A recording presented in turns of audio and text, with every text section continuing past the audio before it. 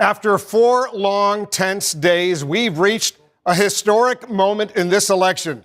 We can now project the winner of the presidential race. Hello and welcome. Today I'm going to be talking about the US election, which is set to take place in the first Tuesday of November, which on this occasion is the 5th of November 2024. And this election will determine whether Kamala Harris or Donald Trump becomes the next president of the United States. Now, who wins in November is determined by the Electoral College. In short, in order to win the US presidential election, you need to win 270 Electoral College votes. In other words, you need to win a majority of the Electoral College. Now, the system's quite straightforward. In order to win an individual state, it's a winner-takes-all system. It's first past the post.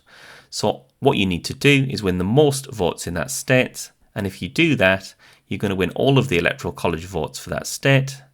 And the number of Electoral College votes that the state possesses is determined by the total number of people that it sends to Congress plus the total number of senators, which is always 2.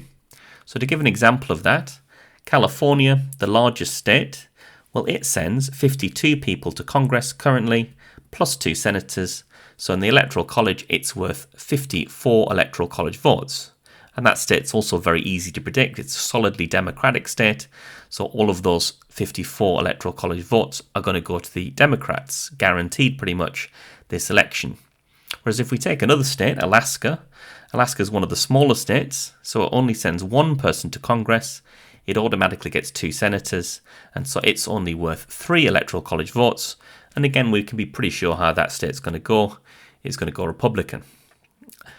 Now, if there's a tie, which is rather unusual and peculiar, and it's only happened really in circumstances back in the past where more than 2 candidates have had a chance of winning, then the decider of the election will be Congress. That's very unlikely to happen, though. Now, if we're going to predict the election, we would start by categorising the states into 3 categories.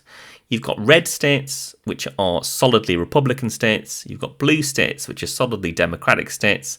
And then you've got a bunch of states that are in the middle, which you call swing states. And the swingiest of swing states are the states that are going to predict this election. And this year, just looking at my screen, we have Nevada, Arizona, Minnesota, Wisconsin, Michigan, Pennsylvania, North Carolina, and Georgia. And it's going to really come down to those states and which way they go. Now, the good news for the Harris campaign is that she's ahead in most of those states, and in some of those states she's significantly ahead.